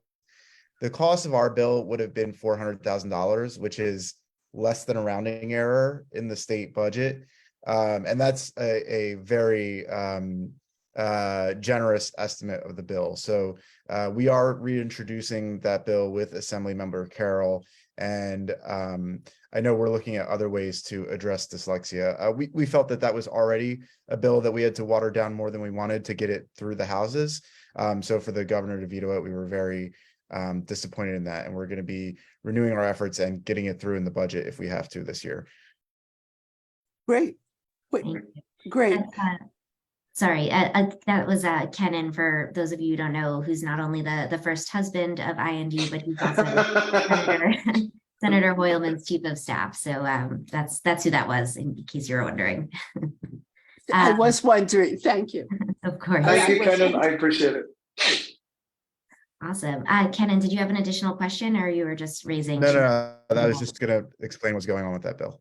Awesome. Thank you. I appreciate it. Cool. Any other questions for the council member while we have him? I know we're running long on time, and we do have club business to attend to, but I definitely want to give you your fair opportunities to ask anything of Lincoln. Joan, yes, go ahead. Oh, you're on mute. I'm going to take Joanne's question and pose it to Lincoln. Lincoln, do you know at this particular point in time if you have a primary? I know at this particular point in time, I do not, but I will see what happens over the next 60 or so days. Yes, thank you for that. Thank you. Thank you. I hope you're not considering it, Joan. Absolutely not, Lincoln. No problem. Because there is no more popular person in our area than Joan Millman. She is beloved, and many don't remember, but it was a special election against Ken Fisher that Joan, in her first race, ran for city council. So if only things had broken a little bit differently with that snowstorm in Williamsburg. Or that snowstorm. Wasn't there a snowstorm that day? Am I misremembering the story? No, snowstorm. It was a special election. right? In like February? Yes, or in whatever. February, right. Marty could tell us chapter and verse. I know it. Yes, yes. Thank you. Thank you, Awesome. Joan. Well, thank you for that. So, Lincoln, as I mentioned earlier, we'll be having our official endorsement meeting next month, and you will, of course, be Great. featured on the ballot. And just a friendly reminder to all the members in the room, in order to be a voting member, you have to have paid your dues before the meeting. Seamus, if I can ask you to drop a link to the page to pay your dues for those of you who have not yet, make sure to do that so we can vote for all of our council people, and hopefully send them back for another amazing term. And thank you so much for joining. I know you're on the move, so we'll let you get back to wherever you're going or coming from. But thank you for spending so much time with us. Oh, well, I'm sorry I couldn't be here earlier. I really want to thank you all for the work you do. And IND is a tremendous club that advances the values that I share.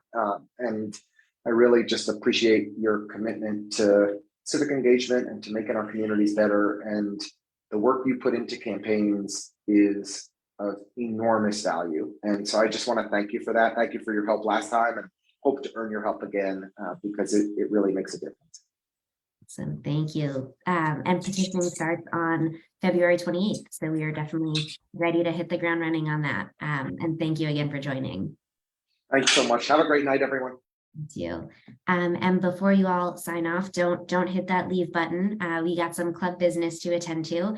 But just before we dive into that, I wanted to welcome Bernie Graham, who is, I believe, running for Surrogates Court next month. So we'll hear from him as well as the other judges next month, but just wanted to give you a minute to say hello. I think you're on mute. Waiting. There you go. Oh, one more time. Okay, Perfect. got it. Thank you, Alyssa. I won't take up too much time. I know everybody's been here for a while. I want to thank you all for the invitation to at least say hello.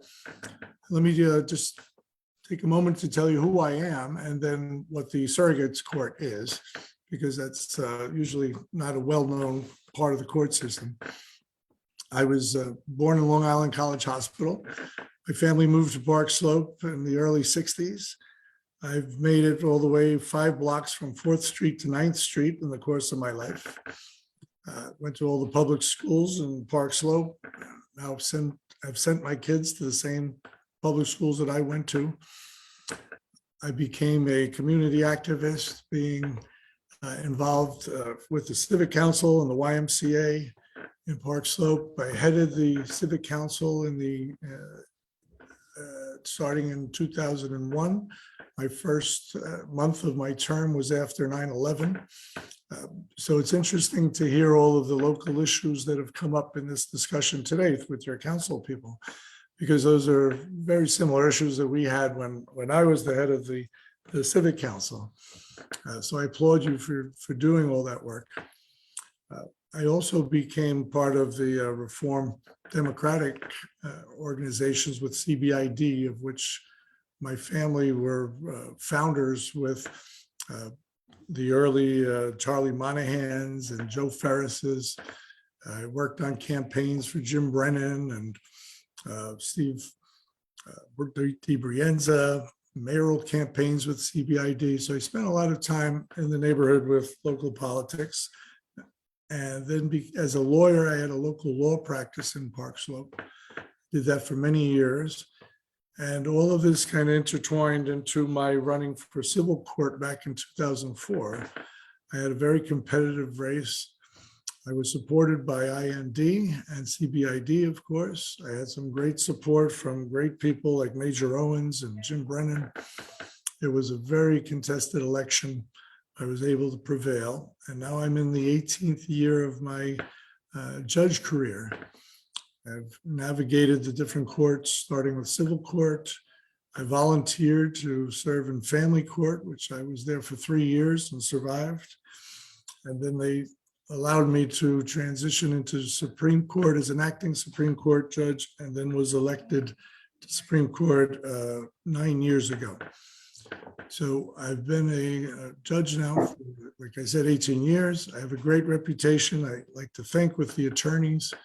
I have a good track record representing or issuing decisions that have been very favorable to consumers and to immigrants. And when they ran into trouble with the surrogates court, as you've been probably reading, there was a surrogate who has been suspended. I had volunteered to help out because I had done some probate work in my neighborhood law practice. And they first filled the spot for a short while with another judge, and then she retired at the end of the year, and I was asked to take over as the interim surrogate. Now, the surrogates court, some of you may know, there used to be one surrogate, now there are two for the borough of Brooklyn. Everything that involves anybody's estate, anything to do with their passing away, having a will or no will, every aspect that affects a person's transfer of their assets goes through surrogates court. It is a very important court. It has sometimes been misused in the past, as people like Marty Connor could probably speak to more than I. But the problem has been in the last few years, a combination of the pandemic and I hate to say it, but one judge who was completely out of her mind, I think. And nothing got done for 2 years, so that files and states have been backed up for the 2-3 years. And that's affected everybody's ability to sell their house after their mother passed away, or to file a medical malpractice claim because they haven't been able to appoint an executor. So I would see this in my work as Supreme Court and realize that something really had to be shaped up in surrogates court. So I volunteered to take that assignment. That judge who got into the troubles for racism and homophobia and everything else decided to retire. So that creates an opening in the position. Based on the history of judges in that court not getting along, I could see that this would head in the same direction if somebody got into that position who wasn't of a serious character or able to deal with moving cases along. So I thought long and hard about it, and so I've decided to run for that spot, which is opening up with a primary in June, and I anticipate there'll be competition, but I seem to be in the right place at the right time, and I have a tremendous amount of support amongst the legal community. I also count on, or always had support by the Reform Democrats, and I've been discussing this with the people that you know, including Joanne Simon and Joan Millman, Brad Lander. So I am hoping that it'll be an exciting race and that the surrogates court can eventually be restored to some level of proficiency and professionalism. So that's my story, and I'm sticking with it. I'm sure somebody must have a question or two about what's going on in surrogates court. Or They might, but I'm going to play the role of moderator and save the questions for all things judicial, if that's okay, for next month, where we're having an entirely judicial themed meeting, though I did just see two of the most important hands in the room go up. So Joan and Joanne, feel free to take yourselves off mute. Joan, did we lose you? Yeah, I just wanted to say it's not a question. I'll be brief. It's been a long meeting, but as Crystal pointed out, as chair of aging, that the vulnerable people in our borough, and she's looking to why, but in our borough, are often fall victim and end up in surrogates court. So it's really important. We elected somebody last year who seems to be doing an outstanding job, but there's too much work in Brooklyn for one competent person. So we need two. And Bernie, we've supported Bernie IND when he ran for civil and when he ran for Supreme. And so I'm looking forward to hearing more from him next month when he comes for endorsement purposes. Thank you. Thank you, Joan. Thank you, Joan. Yes. Joan. And Bernie, you don't even have to answer this time, but come prepared next month to answer. Article 17A guardianship. Huge issue. I know Margarita Lopez Torres worked a lot with OCA. A lot of advocates liked that, except for one provision, and vice versa. It's a huge issue, as you probably know. So I'd love to hear more about that from you next time, and so we can move the meeting along. Terrific. I look forward to it. Thank you. Joanne, and you have a whole month to mull it over. Thank you very Thank you much. for being respectful I of appreciate the. it. Thank you. Yeah, thanks for saying hi. All right, so last order of business. Oh, Joan, did you have another question? Comment? You're on mute. You're muted. The agenda said Justin Brannan. Oh, No, yes. I'm not now. Uh, Justin Brannan was supposed to be with us tonight. Yes. And there was no explanation as why he wasn't there. Apologies. I thought I mentioned something at the top of the meeting, but he had a scheduling conflict, so he couldn't make it tonight, but he's confirmed that he'll Thank you. join in March. So he'll be at our March meeting for sure. And just for the rest of the club Thank you. members, yeah, we wouldn't endorse in the Brannan race because he doesn't overlap with the 52nd, but he will likely have an interesting general race. So that's why we invited him. But yeah, we'll hear from Councilmember Brannan in March. So save your questions for our guy Justin down to the south of us for then. Awesome. Okay, so moving on to the last order of business. Every February, IND has an organizing meeting where we elect officers and the executive board. So January is the time where we can nominate officers to run the show, if you will, for IND. So nominations are now open for our officers, and after that, we'll nominate for executive board, all of which we'll be voting on in February. And if there is a nomination for executive board that isn't made tonight, that can also be included in the February meeting. So I am pulling up my spreadsheet.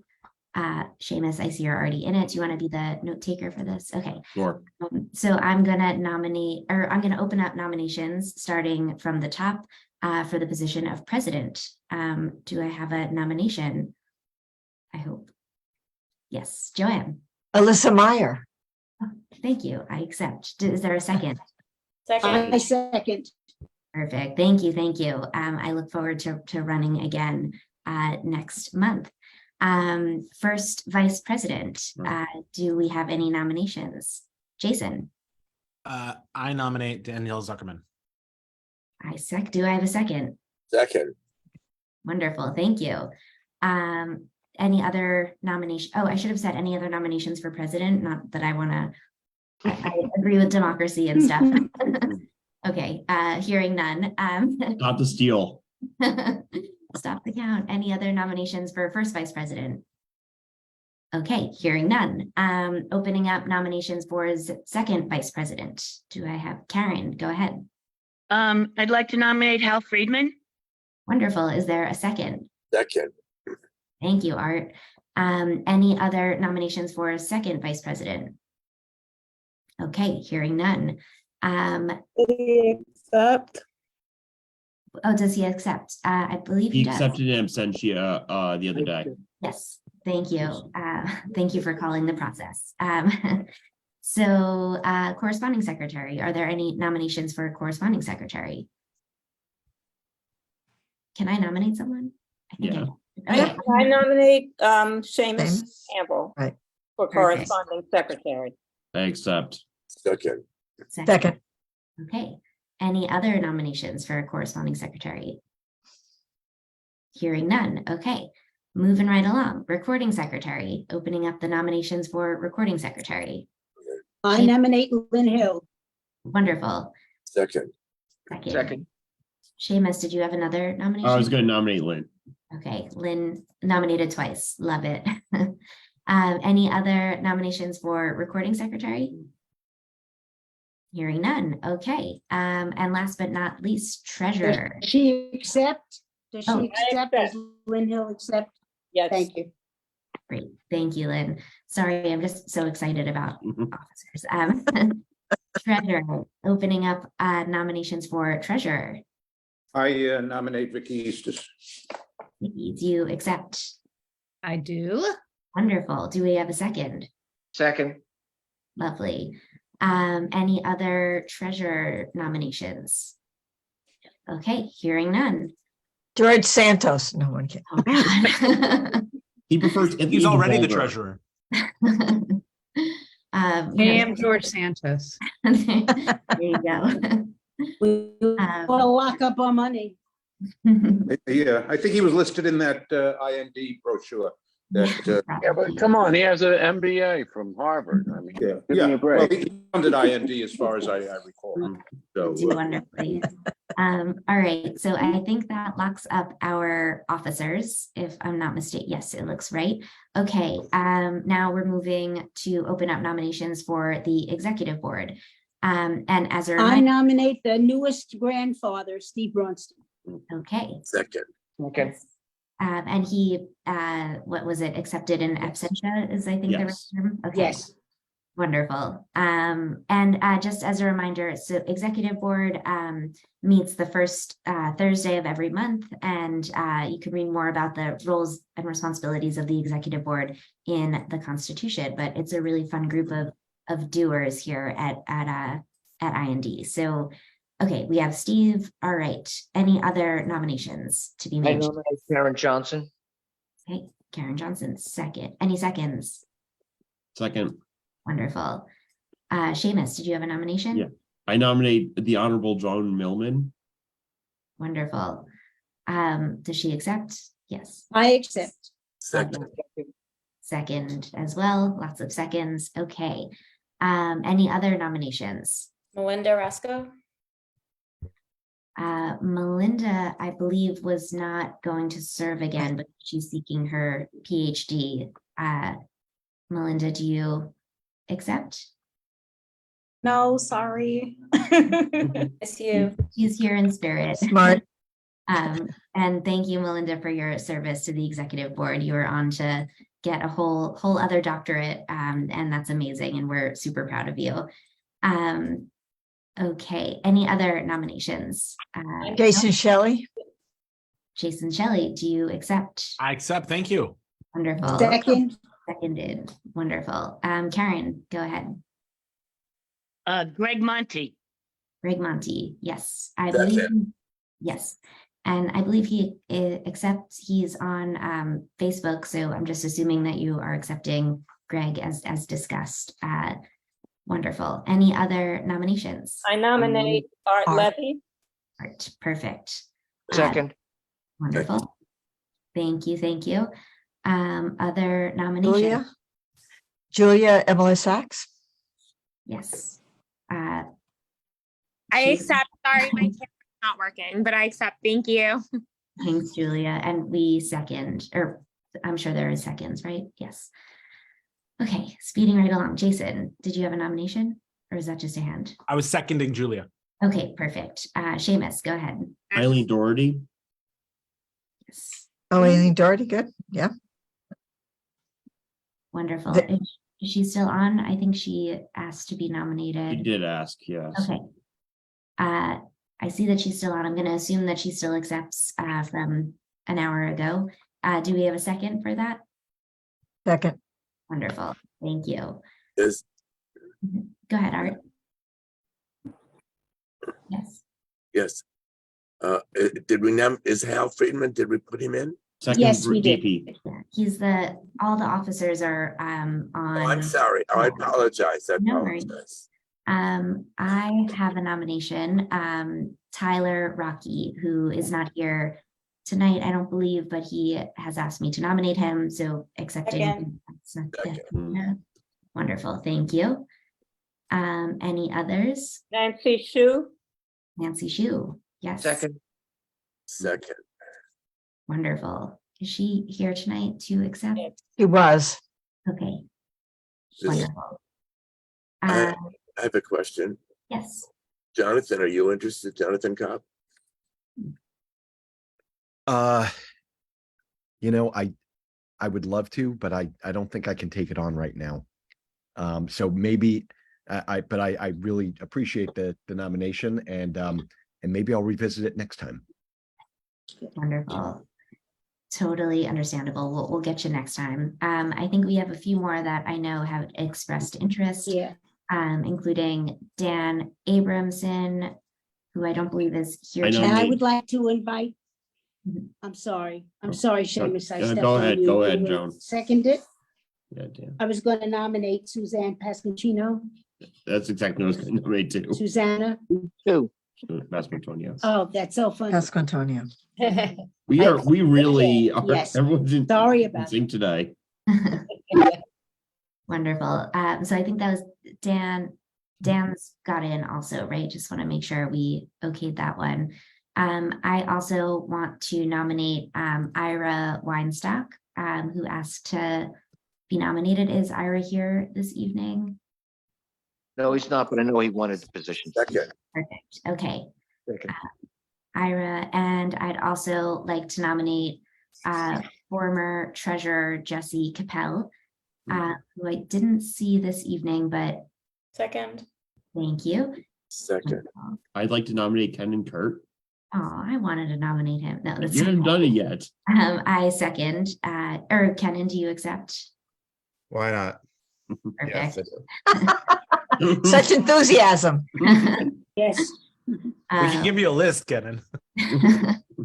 Perfect. Okay, I think we clicked off all of the people that had expressed interest previously. Any other nominations? I believe we do have 4 more spots. 1, 2, 3, 4. Mhm. Okay, as a reminder, we could also accept nominations for the executive board. Oh, Marty, yes. Yeah, I just, something that occurred to me, we have always done it on this schedule, but we always had a September primary. And I'm sitting here thinking, now most February meetings are going to be very, very busy. Maybe not so much this year, there's not that many offices up. And we have to have an endorsement meeting, which really runs long.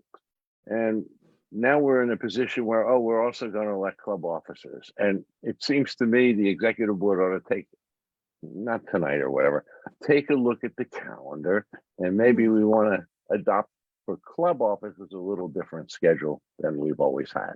So we don't end up with a 3-hour meeting and can't get everything done in February. Because we have to get endorsements done, so for petitions. It's a very good Just a idea. thought. Very good point. That is a good point, which leads into the next order of business, which is, as I'm sure you saw in your emails, we were going to bring forth constitutional updates, but a couple of small items have been flagged for us. So I think we're going to table that until next month to add to the February agenda, but there are some important things. And our chair of the Constitution Committee, I believe, has a Robert's Rules of Orders way of handling this. So I'm going to toss it to Seamus in just a moment, but I did want to just do a last call for any other nominations with a reminder that we can also add to the nominations list next month. Final call. But only for board members, not officers, just so everybody knows. Right. Exactly. Um, Hearing none. Oh, Art, yes. Yeah, is there anybody else here whose name has not been put in who would be interested? She's already asked that. I'm sorry. No problem. Yeah. Cool. Okay, so I think we're wrapped on this part for. And just to go through the list, so in case anyone didn't hear, President Alyssa Meyer, First Vice President Danielle Zuckerman, Second Vice President Hal Friedman, Corresponding Secretary Seamus Campbell, Recording Secretary Lynn Hill, Treasurer Vicky Eastis, and then for the board members at large, Steve Braunstein, Karen Johnson, Joan Millman, Jason Shelley, Greg Monty, Art Levy, Julia Ekemeka-Sachs, excuse me, Eileen Doherty, Tyler Rocky, Nancy Shu, Susanna Pasquantonio, Daniel Abramson, Ira Weinstock, Jesse Capel, and Ken Kurt. Sounds right to me. Thank you for that. Great. Okay, so tossing it right back to you for the Robert's Rulesing of pushing our Constitutional Committee stuff until next month. Yeah. Yeah, so we did send around the agenda to everyone or the proposed changes. There were some things there, so basically the way to do this would then be the chair will now entertain a motion to send back to the executive board for any additional edits. And then for So moved. adoption at the So next moved. meeting. So moved. Second. Second. Okay, All in favor? Aye. Aye. All opposed? Okay, motion passes. thank you, Seamus. We're stickler for our rules here, so I appreciate you keeping us in check on that. Well, Okay. you have to be, especially when we have the great Martin Connor in the room. Don't want to disappoint, that's for sure. Great. Okay, we covered a lot and we're only 10 minutes over. So thank you all so much for, number one, your flexibility. I know the COVID of it all was problematic for tonight. So thank you for the very quick change of venue. I'm really glad we all were able to meet.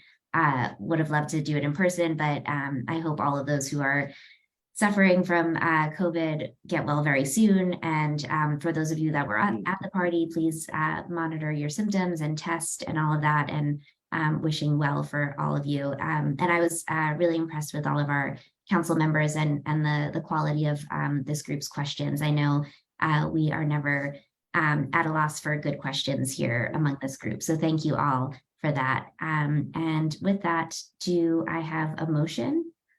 Motion to adjourn. Motion to adjourn. Thank you, Alyssa. Great meeting. Thank you all. Thank you, Alyssa. Wonderful. See everybody soon. Thank you. Alyssa. Feel better, everybody. Bye. Yes, care. feel better. Bye. Night, everyone. Night.